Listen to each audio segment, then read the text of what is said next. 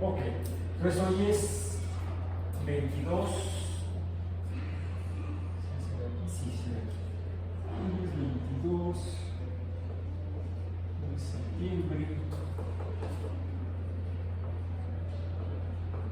de 2022. En Matemáticas 1, terminando, hoy es la última sesión de nuestro curso de Biomatemáticas 1 en el semestre 22 primavera. Estamos hoy. Y bueno, hace poco leía yo, sigo una chica que es meteoróloga, nada más que no se anuncia siempre, se anuncia como la chica del clima. Una cosa es el clima, otra cosa es la meteorología. Una cosa es la climatología, una disciplina es la climatología y otra disciplina es la meteorología. La meteorología es el estudio de los fenómenos atmosféricos y de los cambios que sufren estos los fenómenos meteorológicos en función de las principalmente variables físicas, más bien muy relacionadas con la termodinámica. O sea, son los cambios en la energía de la atmósfera de la Tierra. De hecho, no solamente en la atmósfera, sino también en la hidrosfera, es decir, en los cuerpos de agua.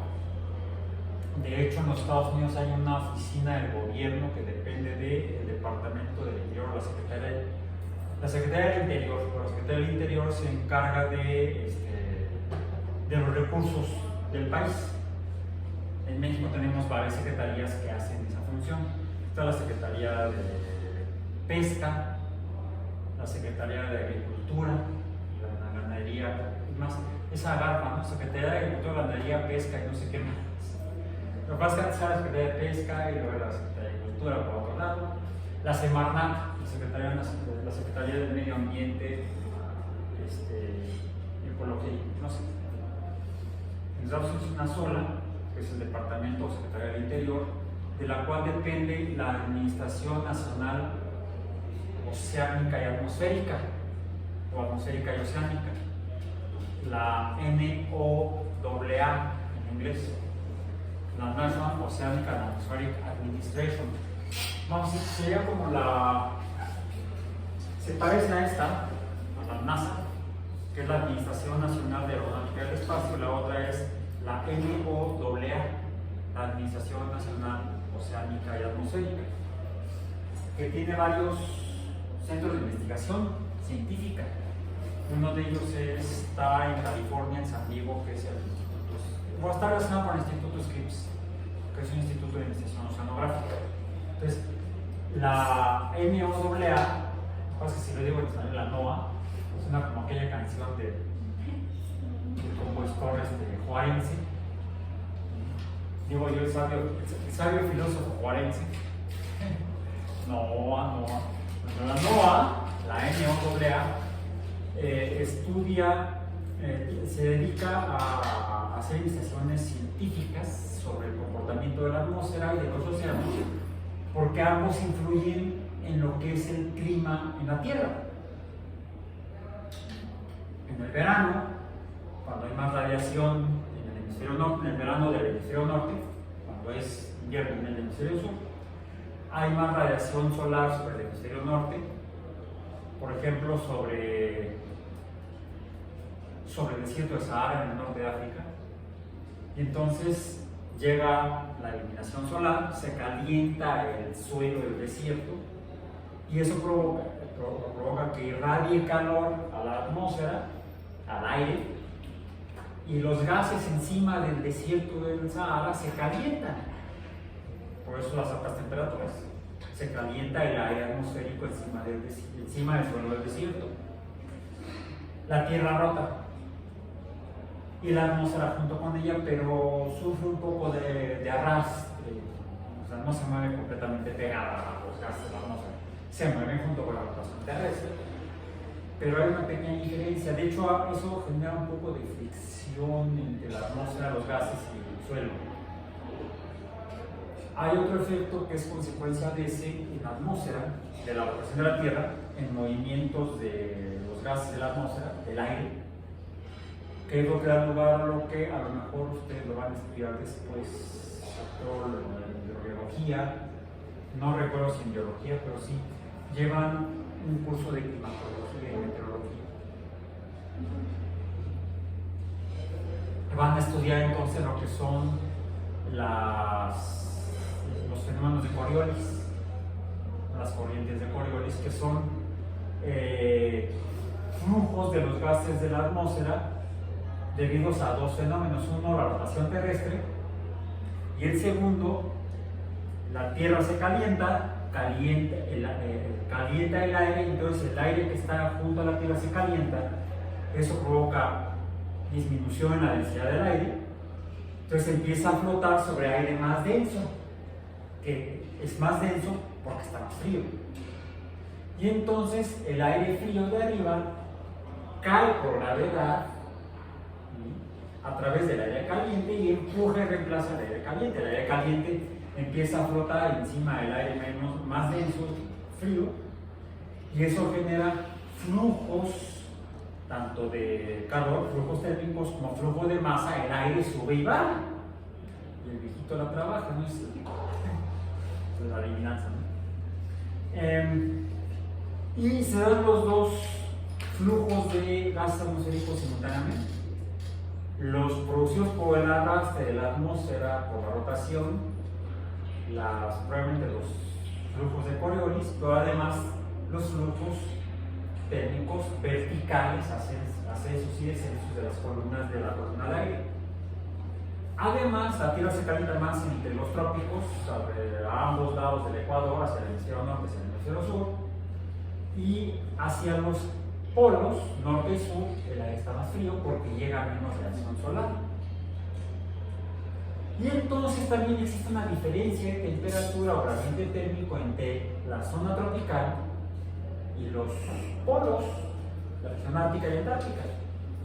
Y la termodinámica nos dice que el calor fluye de donde hay más a donde hay menos, de los trópicos hacia los polos. Entonces se dan una tercera dirección o movimiento de flujos de masas gaseosas de la atmósfera de los trópicos hacia los polos, y por supuesto empujan el aire y se van reemplazando. Entonces es un desmadre.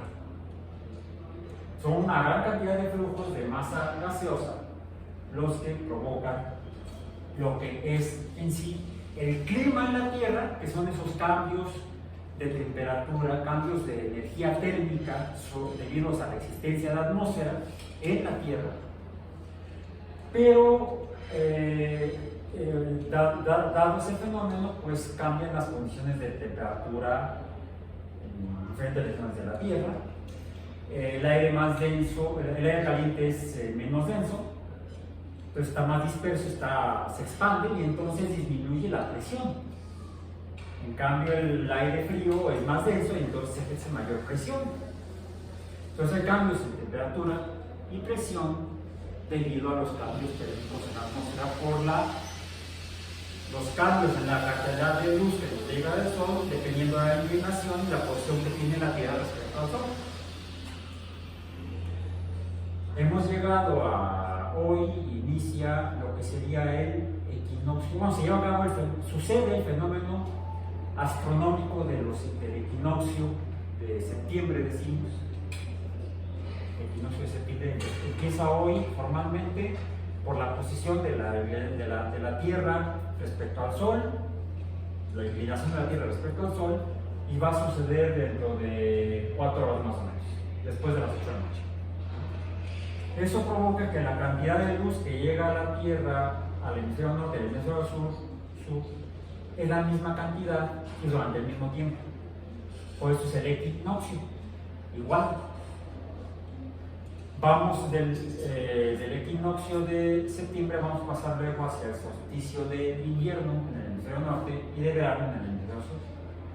Como lo que cambia es la radiación de luz que llega a la Tierra en el hemisferio norte y el hemisferio sur, dependiendo de la inclinación de la Tierra respecto al Sol, nos va a empezar a llegar menos luz solar al hemisferio norte, va a llegar durante menos tiempo, y entonces se va a calentar menos la Tierra en el hemisferio norte, y pasaremos a lo que llamamos las estaciones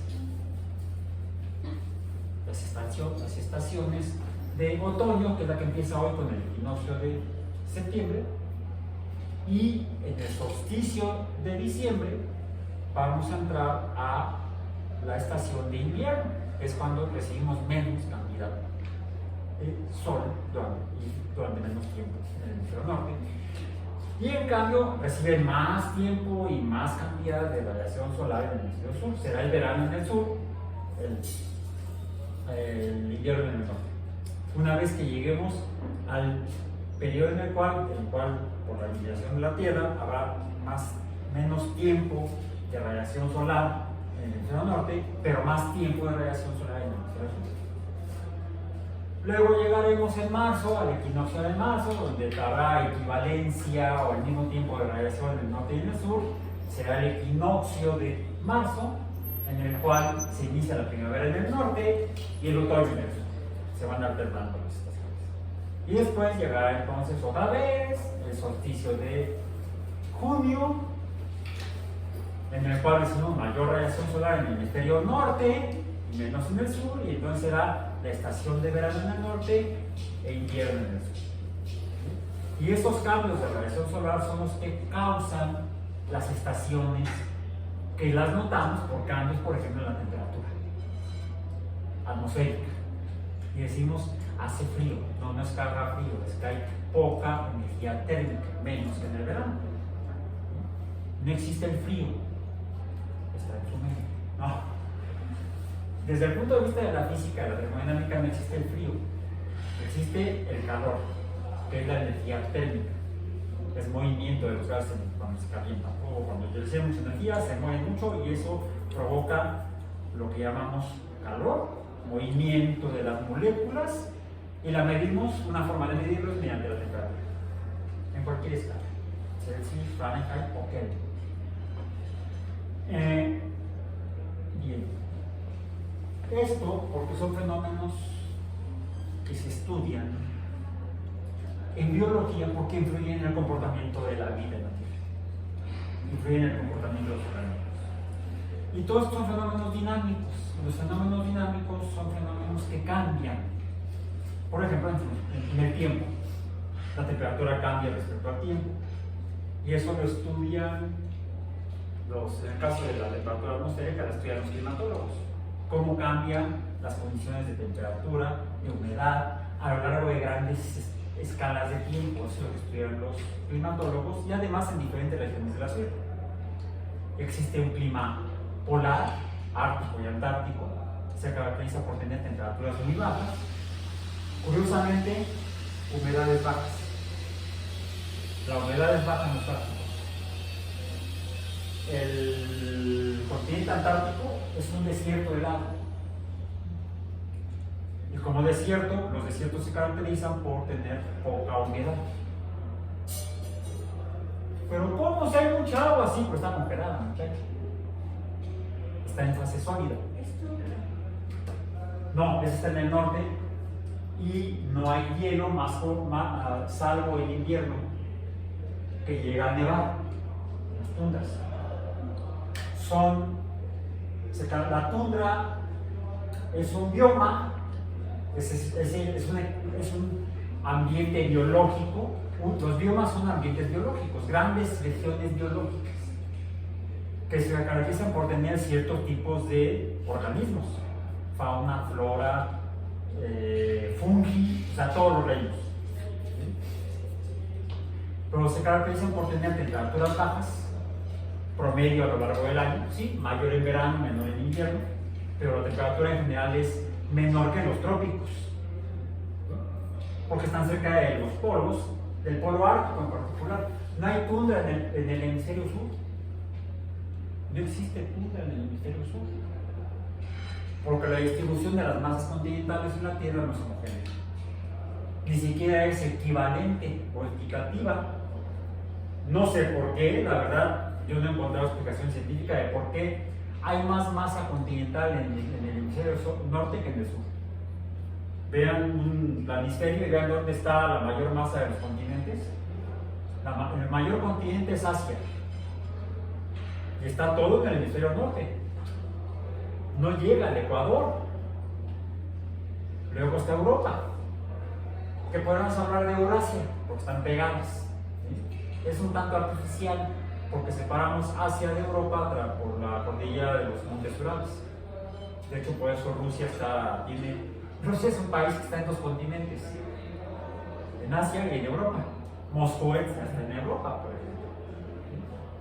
Entonces, pero podemos hablar del continente euroasiático, toda la masa que va desde la península ibérica, España, que es lo más occidental, hasta la península de Kamchatka, que es la más oriental, que está en el noreste de Rusia.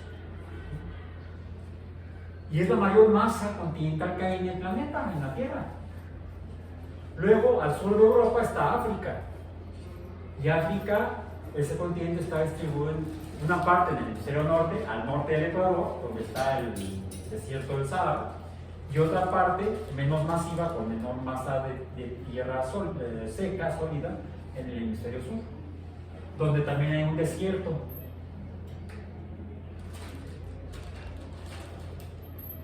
El desierto de Namibia, en el sur de África. Por cierto, también hay un desierto en Asia, en el hemisferio norte. El desierto de Gobi, que abarca parte de China y parte de algunas repúblicas soviéticas, como Kazajstán, Tayikistán y no sé dónde están. Por ahí están. ¿Sí? Es la región del desierto de Gobi. Casualmente en Europa no hay desierto, porque la región donde se debería ocupar, donde podría haber un desierto en Europa, está ocupada por el mar Mediterráneo, que es hipercaliente. Los desiertos se caracterizan por tener poca humedad. Por eso podemos decir que el bioma del Ártico es un desierto, pero helado, porque la humedad es baja, muy baja. Aunque haya mucha agua, porque la humedad está en función de la concentración de vapor de agua, no de la cantidad de agua, sino la concentración del vapor de agua, no agua sólida, no agua líquida. Porque, por ejemplo, en el hemisferio norte, en el polo norte, tenemos no un continente, sino que tenemos un océano, el océano Ártico. Por cierto, los geógrafos ya reconocen también un océano Antártico, que es la masa de agua que rodea al continente Antártico, al polo sur. Entonces, ¿cuántos océanos hay? El Ártico, 1, el Atlántico, 2, el Pacífico, 3, el Índico, 4 y el Antártico, 5 océanos. Así como hay 5 continentes, hay 5 océanos. Me acabo de enterar hace poco, hace algunos meses apenas, yo no sabía.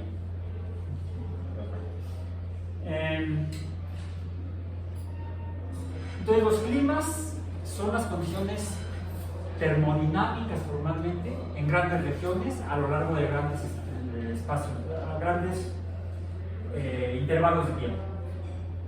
Esos son los climas, son muy constantes a lo largo del tiempo, porque se distribuyen principalmente de acuerdo a la cantidad de energía térmica que llega del Sol a la Tierra y lo que hay y se encuentra ahí.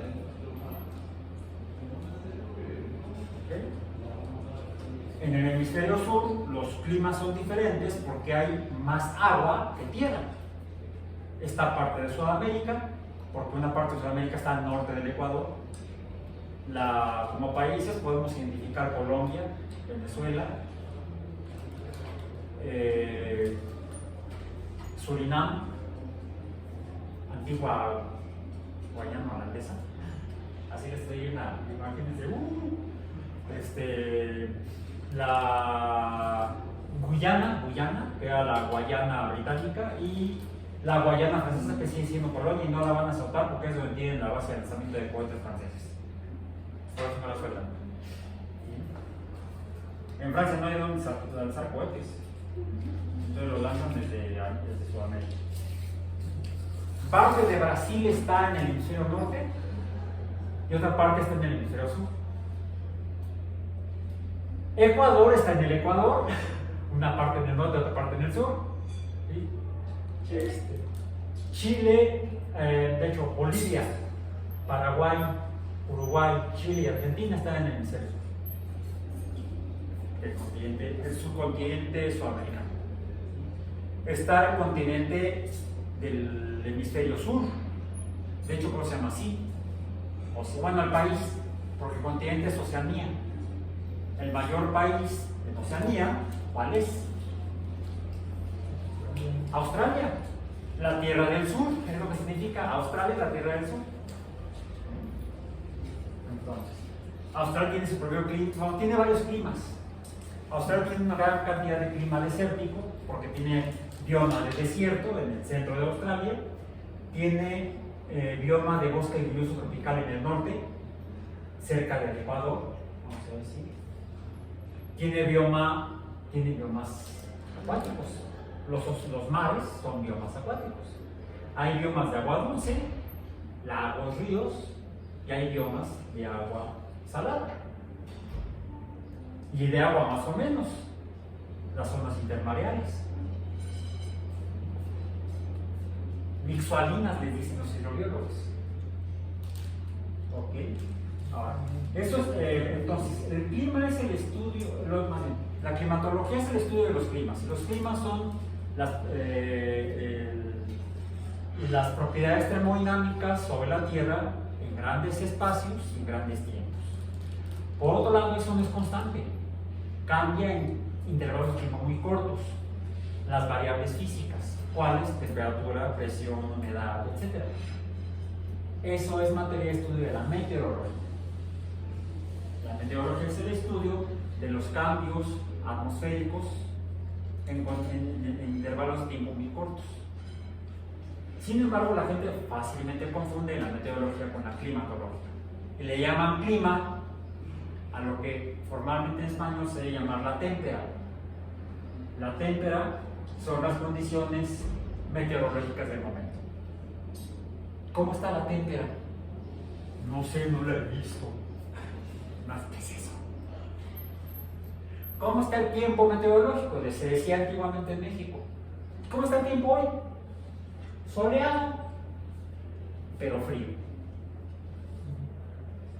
La gente ha cambiado, a eso le llaman clima, pero, perdón, desde un punto de vista de la ciencia atmosférica, no es eso el clima. ¿Cómo está el clima en México? Pues como siempre en esta época del año. En México tenemos un clima de tipo tropical. ¿Por qué? Porque estamos a ambos lados del trópico de Cáncer. Ese es el clima tropical. Estamos gozando el clima tropical aunque no haya cocos con ginebra. ¿Sí? O sea, aunque en el lenguaje coloquial lo tropical se asocia con palmeras y playas, no. Tropical desde un punto de vista biogeográfico se refiere a lo que se encuentra cerca a ambos lados de los trópicos, en el norte el trópico de Cáncer, en el sur el trópico de Capricornio. Sí, por ejemplo, Argentina tiene clima tropical porque está cerca del trópico de Capricornio. Curiosamente, los desiertos están en las zonas tropicales y están exactamente en los trópicos. El desierto de Arizona-Sonora, el más grande de Norteamérica, que abarca desde los Estados Unidos hasta el centro de México, desde Nevada y Utah hasta Zacatecas, por ejemplo. Todo eso es el desierto de Arizona-Sonora. Es enorme, tan grande como, o quizá más grande que el Sahara, más o menos por eso. ¿Y dónde está? Justo en el trópico de Cáncer. Igual que el desierto de Gobi, igual que el desierto del Sahara, que está en el hemisferio norte. En el hemisferio sur, en el trópico de Capricornio, está el desierto de Namibia, en África, el desierto de Australia y el desierto de Atacama en Chile. Solo que ese está además trepado en la cordillera de los Andes. Es un desierto, hay arenas efectivamente, pero es muy frío. porque está allá arriba, en la cordillera de los Andes. Y es muy desierto, es la zona más seca del planeta. Es donde se han medido las humedades más bajas. Ahora, todos los fenómenos climáticos cambian en el tiempo, como la vida cambia en el tiempo. Y los cambios, y este tipo de cambios han sido difíciles de entender, tanto los cambios climáticos, que son intervalos de tiempo grandes, como los meteorológicos, que son todavía más difíciles de entender, tan difíciles de predecir, quizá, como los sismos.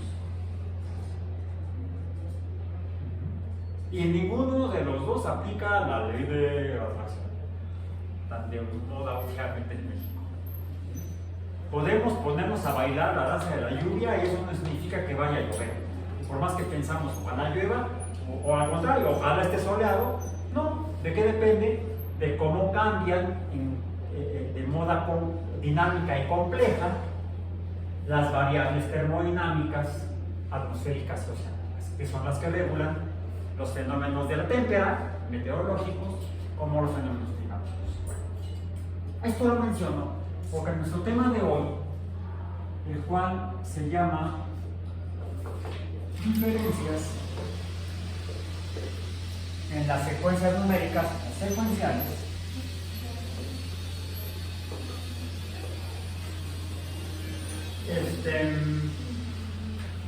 son el concepto básico del cual podemos partir para más adelante, y eso, salvo quienes están inscritos en la licenciatura en producción animal, ¿sí?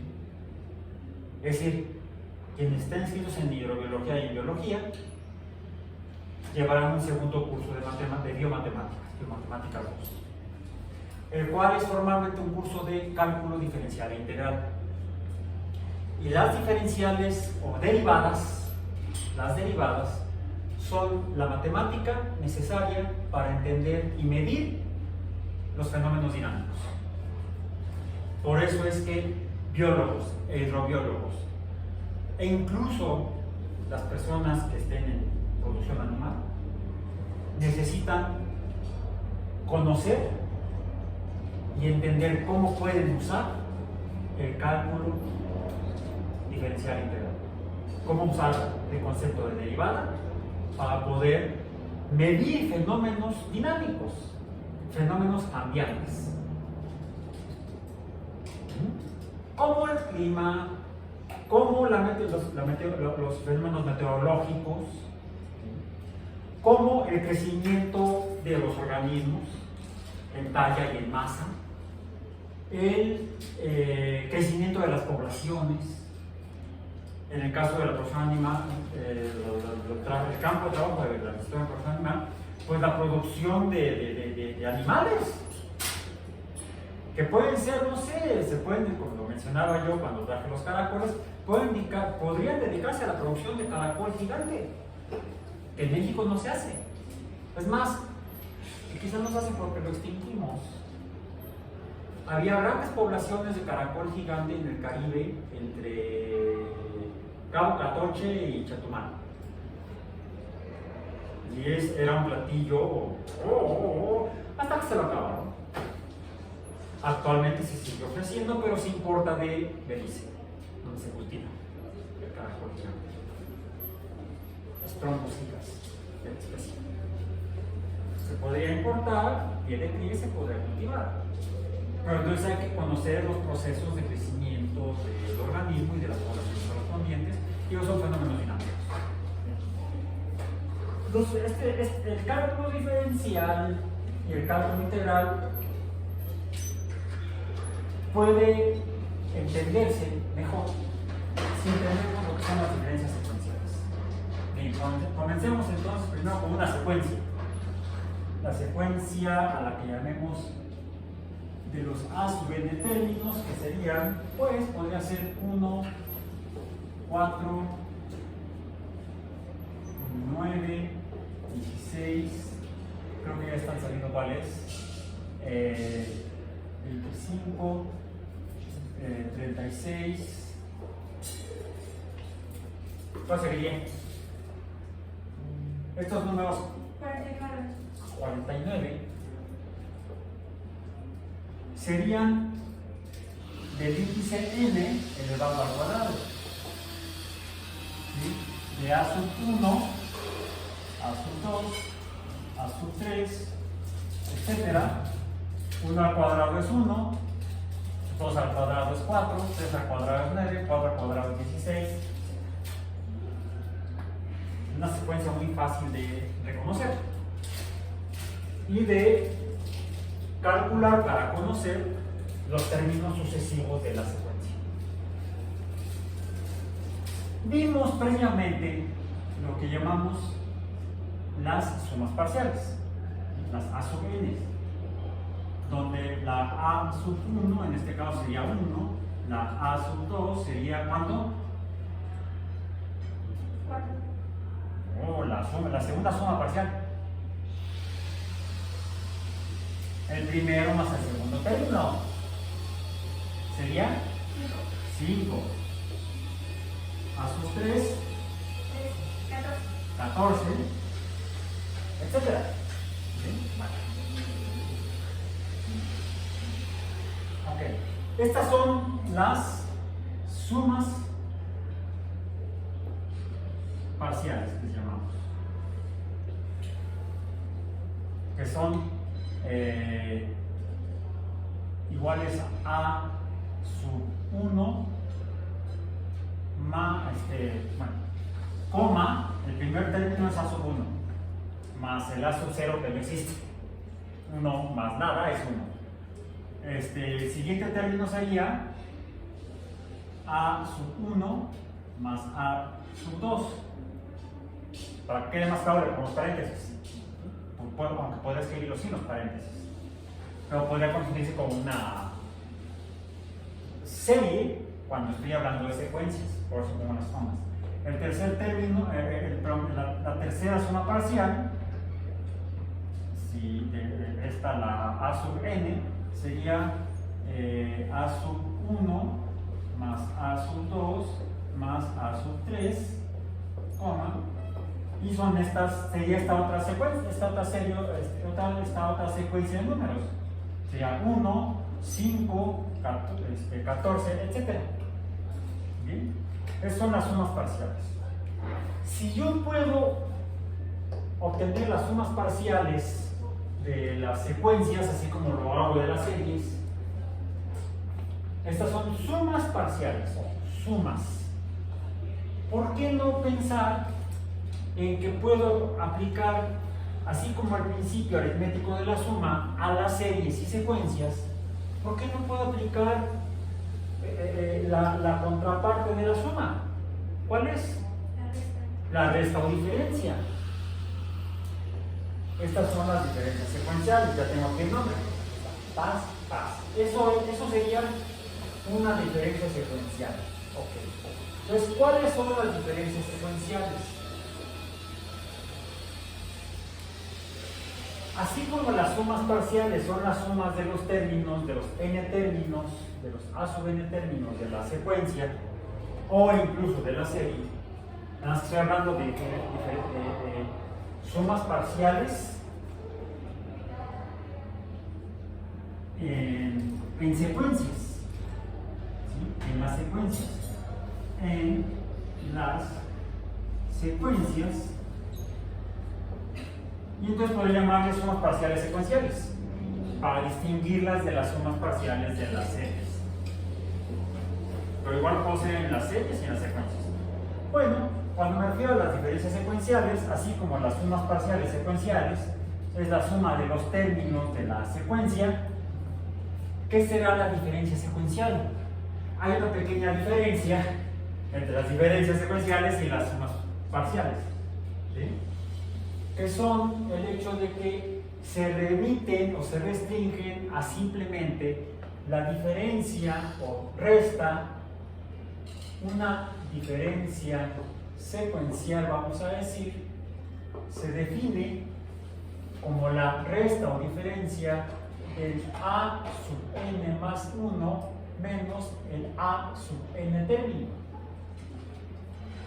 Recuerdan que vimos eso, ese tipo de relación o de conceptos del n y el n más 1, el a sub n y el a sub n más 1 lo vimos previamente. Bueno, aquí lo volvemos a usar para definir el concepto de la diferencia secuencial. Esto es una diferencia secuencial. Por lo tanto, estrictamente la diferencia secuencial de la serie a sub n, de la secuencia a sub n, la puedo expresar de esta manera. Primero, tengo que distinguir a la secuencia a sub n de su diferencia. Y eso lo hago usando esto, pero indicándolo con una comilla, o apóstrofe, o prima, marca de prima, como supraíndice de la A.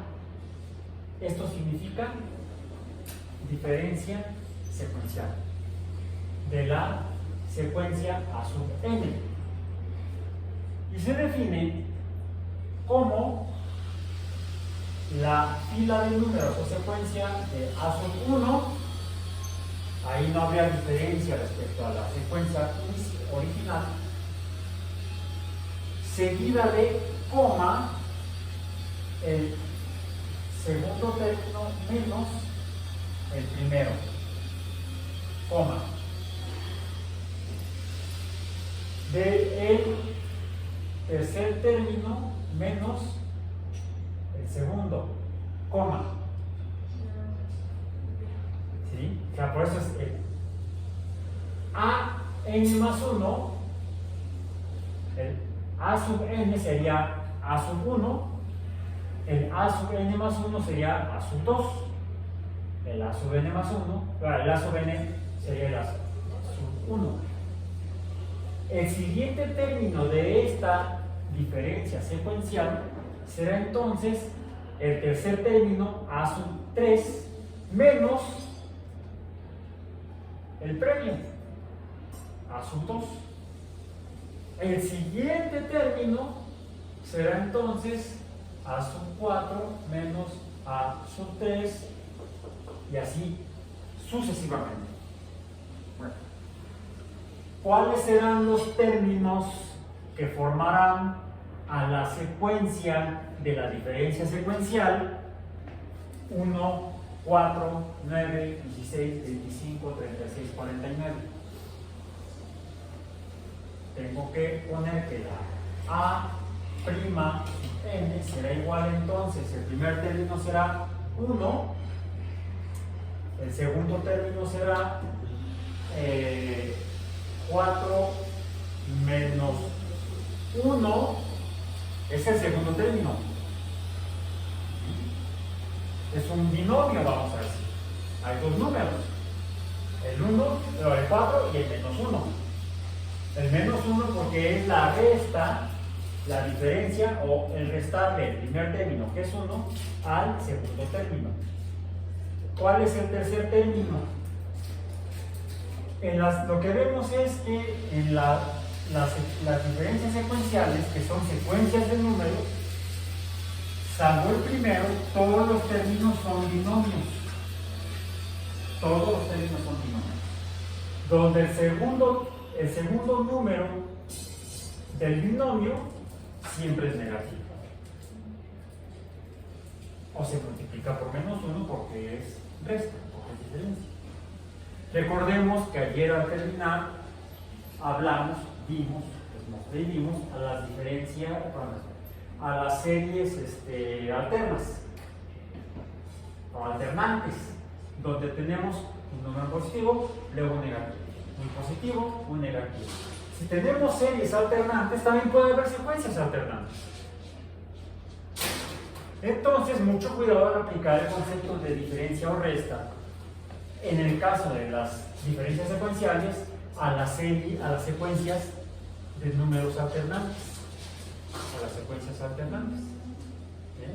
Porque entonces tendré que estar aplicando las reglas del álgebra de la multiplicación por menos 1. Porque diferencia implica necesariamente la operación de resta o diferencia. y hay que obedecer a las reglas de la aún en la aritmética. Entonces, ¿cuál es el tercer término? El tercer término sería a sub 3, que es 9, menos el a sub, a sub 3 sería a sub n más 1, esta suma me la da el número 2, más 1 es 3, por lo tanto es menos a sub 2, y a sub 2 es 4. ¿Cuál es el cuarto término? Díganme ustedes. A sub 4, 16, menos 9. Quedémonos hasta aquí para que entonces identifiquemos aquí abajo a los términos de la diferencia secuencial A' sub n. A' sub n será entonces 1, la secuencia 1, 3, 5, 7, etcétera. Porque nos quedamos con 4 términos. 1, 2, 3, 4. Ahora, este será entonces el A sub 1, pero debo poner la prima. ¿La prima de quién? No, esta prima. Este sería el A' sub 2, A' sub 3, A' sub 4, y así sucesivamente. Esto me identifica que estos términos son los términos de la diferencia secuencial A' sub n, distintos a los términos A sub 1, A sub 2, A sub 3 que estoy tomando para poder hacer esta secuencia nueva de números. Fíjense que casualmente en esta secuencia, ¿qué números estoy obteniendo? Los números. No, sí. ¿Primos de quién? No, son los nones. Son los nones. Porque ¿cuál sería el que sigue? Ahora sí, para que veamos que no son los primos. No son parientes. ¿Cuál sería el A' sub 5? Sí. El A' sub 5 sería entonces el A sub 5 menos A sub 4. A sub 5 es 25 menos 16, y esto es igual a 9. Y 9 no es primo, porque obtengo al 9. Y si sigo, voy a encontrar que tengo los números, estos son los impares. Fíjense qué curioso, que puedo obtener los números impares de la secuencia de los números elevados al cuadrado. Son cosas curiosas de la matemática. Bien, bueno, ok. Hay otra forma en la que podemos. Bueno, les voy a poner aquí una regla, vamos a saltar varios pasos. Igual los pasos están en la presentación disponible en el CIPI. Hay una regla para obtener la diferencia para cualquier potencia. La diferencia para cualquier potencia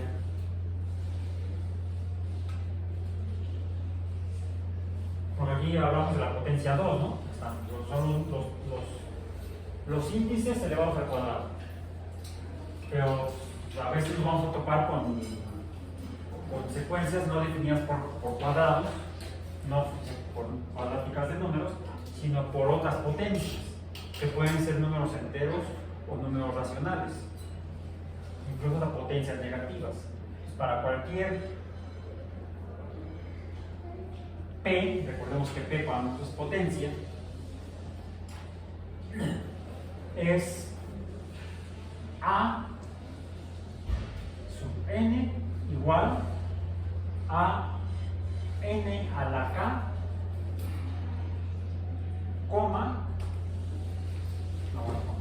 n a la k para una secuencia, para una secuencia a sub n, ¿bien? Para una secuencia a sub n de n a la potencia k, vamos a decir a la potencia p, vamos a ponerlo así, a la potencia p, la diferencia secuencial a' sub n se obtiene con p multiplicada por n a la p menos 1.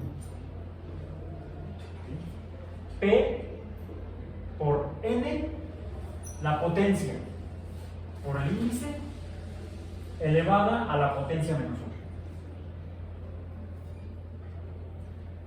Esta es, digamos, la forma de obtener los términos de la diferencia para cualquier potencia. Hay otra forma en la que podemos representar las diferencias en las secuencias numéricas, las diferencias secuenciales, que es de una manera gráfica. Podemos tener la secuencia A sub 1 más A sub 1, A sub 2, A sub 3, A sub 4, etc.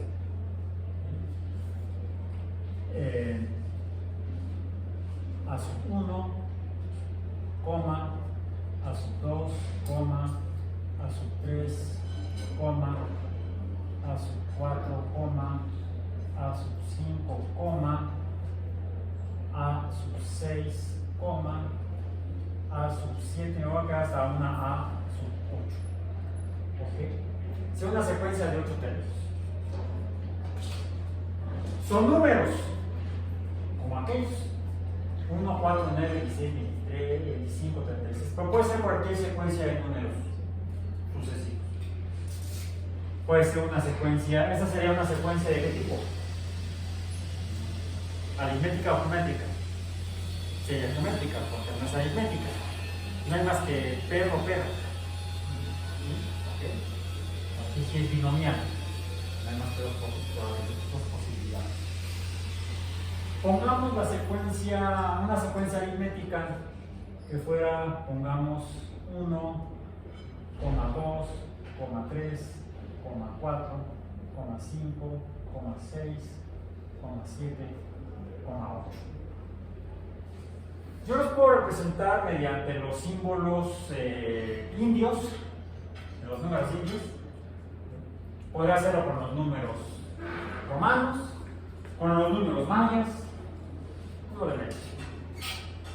O puedo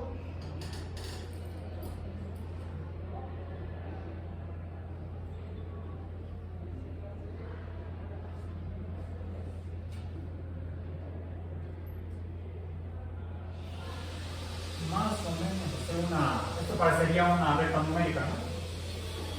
Pero en realidad lo que me interesa es que yo puedo presentar, por ejemplo,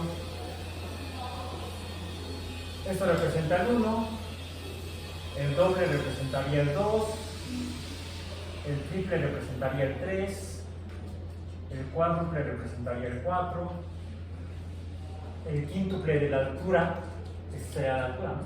La altura de la barra, sería el 5, el sextuple de la primera barra sería el 6, el 7 y el 8. Sería como si tuviera aquí una escala numérica de 1, 2, 3, no me quedó, mira, me quedó muy feo.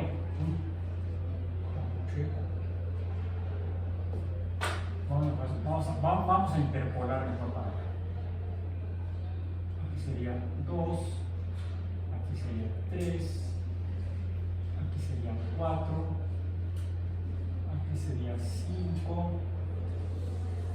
6, 7 y 8.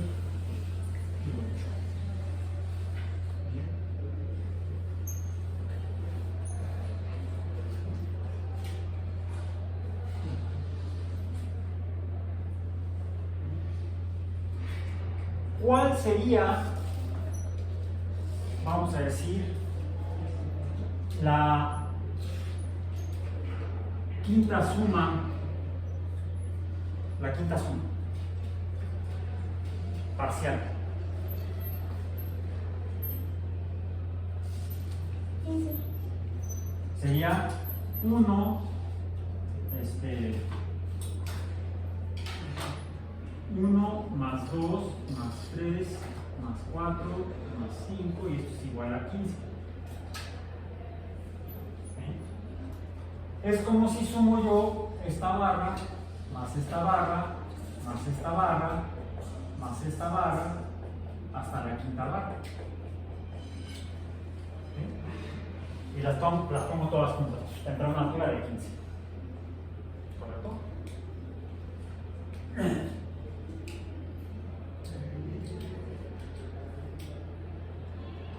¿A cuánto equivale? Vamos a decir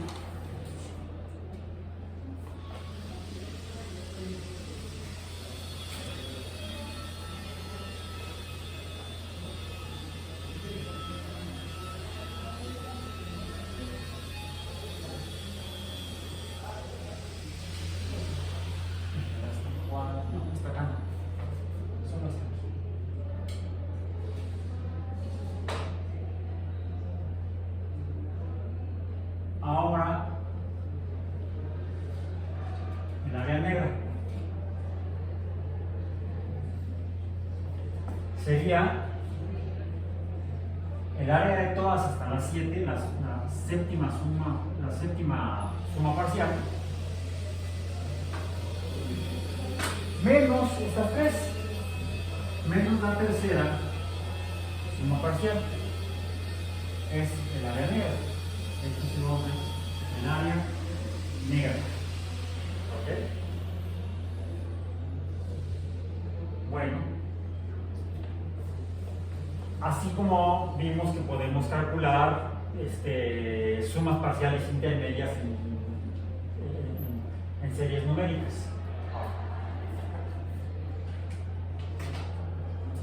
¿Cuánto sería la magnitud aquí? Sería a sub 5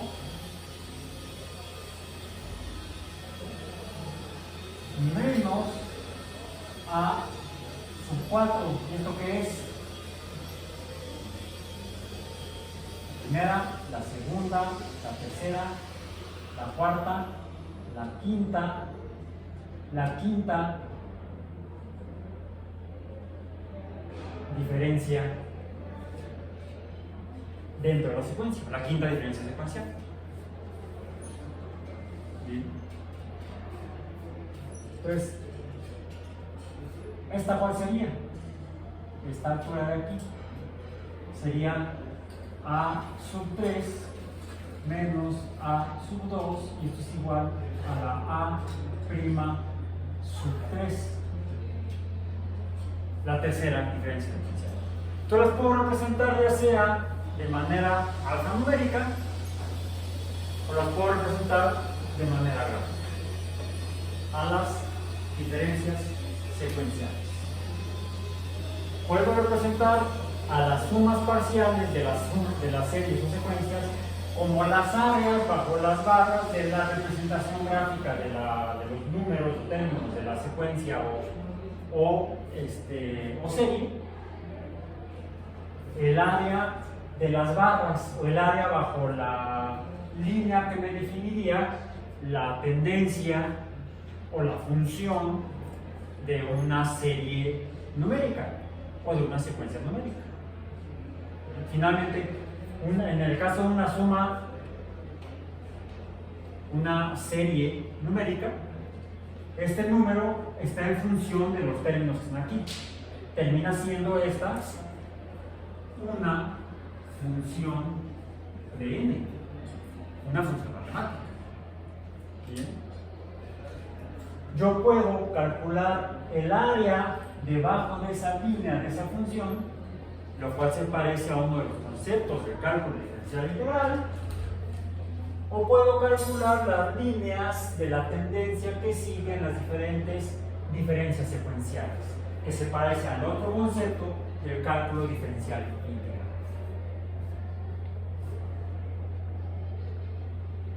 Como se dan cuenta, entonces no son cosas mágicas o salidas de la manga del chaleco de algún matemático. Simplemente es ampliar el panorama de cómo podemos entender los números y los números que tienen cierto orden, que son las secuencias y las X, las sucesiones numéricas. Y con esto cerramos nuestro curso de Biomatemáticas 1.